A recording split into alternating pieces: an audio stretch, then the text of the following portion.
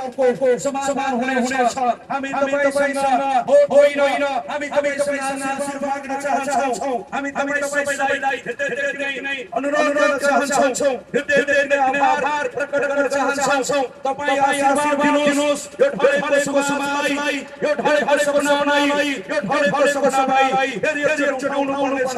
तपाईँ सबैको आशीर्वाद हाम्रो शिरमा रहिरहोस् ताकि यो देश जहिले पनि निर्माणमा साथमा राखेर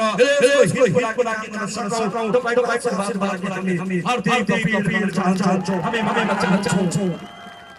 यो नेपाल तयार छ यो नेपाल बनाउनमा अब नेपाली जाति पर्ने भएको छ अब नेपाली उनी उठ्ने भएको छ अब नेपाली नानी नपर्ने भएको छ कसैलाई राजगाडी गर्ने छैन कसैको विरुद्धमा जिन्दाबा मोटा होइन तपाईँ आशीर्वाद भन्नुहोस् हामी धन्यवाद छौं देश बनाउने एउटा बात हो आशीर्वाद र धन्यवाद हो तपाईँ आशीर्वाद दिनुहोस् हामी धन्यवाद गरेर यो देशलाई सजाउनेछौं तपाईँ क्षेत्रमा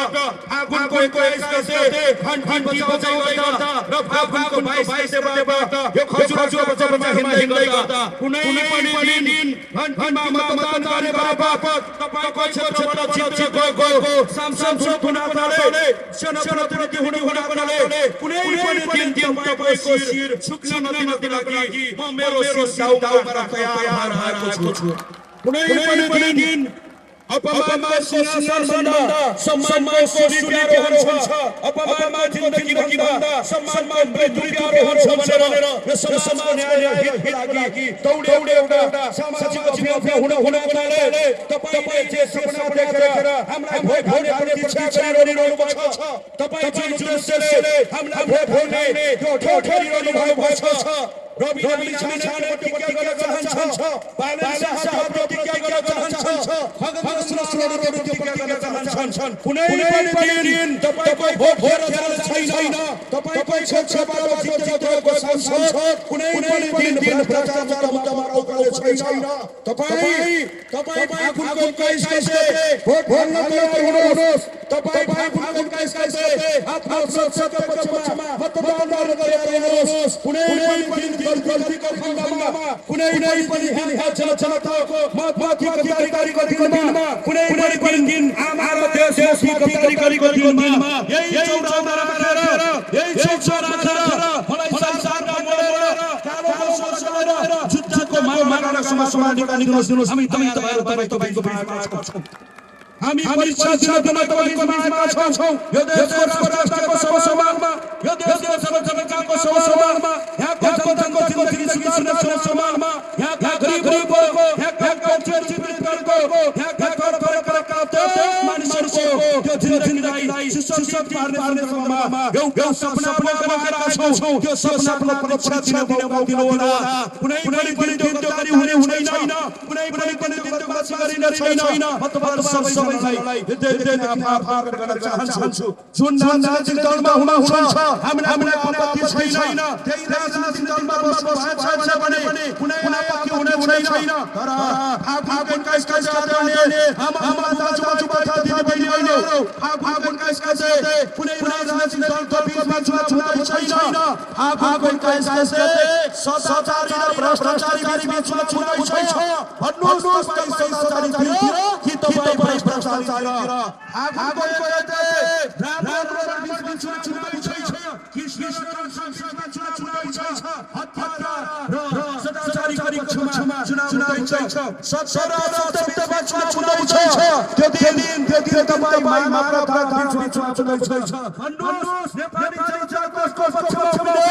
नेपाली जनताले साथीहरु हामी तपाईसँग भोट होइन एउटा सपना बनाएर त्यो आशीर्वाद माग्न आएका छौं तपाईहरु सबैलाई हृदय आभार गर्न चाहन्छु तपाईहरुको प्रत्येक हामीले हेरिरहेका छौं तपाईको आँखामा ठूलो सपना छ त्यो सपना हामी माथि लगानी गर्नुभएको छ तपाईको क्षेत्रबाट जितेको सांसद कुनै पनि दिन सरकारी कार्यक्रममा पक्राउ छैन हामी तपाईलाई साथी राखेर देशलाई साक्षी राखेर र हामीलाई साक्षी राखेर र यहाँका जनतालाई साक्षी राखेर हामी त्यो परीक्षा दिन तयार भएर आएका छौं कुनै दिन तपाईको क्षेत्रमा मन्त्रीको सांसदको नाताले कुनै पनि दिन तपाईको गाउँमा ठाउँमा जानुको नाताले यहाँको सबै जनतालाई समान दृष्टिले हेरेछ हाम्रो लागि कोही जनता र कोही जनता घर छैन यहाँको प्रत्येक जनताको न्याय र हितको सम्बन्धमा हामी काम गर्नेछौं आगुको 21 का जातिलाई अब 15 दिनमा बाइबल छ हामीले यो चुनाव आम संसद समय माथि राखन मान्नमा छ अब 15 दिनमा देशले चुनाव भइरहेछ यो समाजलाई चुनाव भइरहेछ यो राष्ट्रले चुनाव भइरहेछ हुक भएर जनता ठुक भएर चुनाव आउँदैछ नेपाली जनताको पनि हासिल दिँदैछ पाँच दिन दिँदैछ संसारको लागि हामी अब नाचेर दिँदैछ कसैले गर्व नगर्नु होला कसैले सानो नगर्नु होला हिजो विभिन्न पार्टी आयो हिजो कांग्रेस आयो एमाले आयो माओवादी आयो अब तिम्रो छोड्दैछ तिम्रो भाइ आइदैछ अब के सपना बोकेका युवाहरू छन् सबैलाई हृदयदेखि आभार प्रकट चाहन्छु हृदयदेखि नै धेरै धन्यवाद दिन चाहन्छु पछिल्लो समय सामाजिक सञ्जालहरूमा विभिन्न खालका टिप्पणीहरू हामी विभिन्न खालका आरोपहरू लागेको छ आज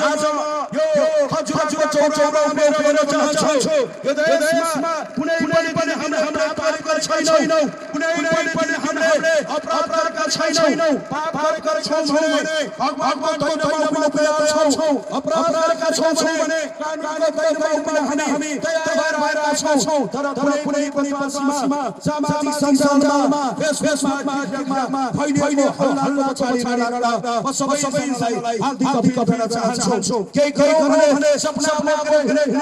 रवि छानेलाई नकरिरहेका छन् केवल सपना बोकेर भावी प्रधानमन्त्री बाबा शासनलाई नगरिरहेका छन् यो क्षेत्र अहिले नेपालमा एउटा चर्चाको क्षेत्र बनेको छ बागमती नम्बर क्षेत्र माथि चबानदेखि हजुर तल समस्या यता पनि क्रममा बनाएको यता नेपालको सीमामा बसेका र त्यो जनताको न्याय हितको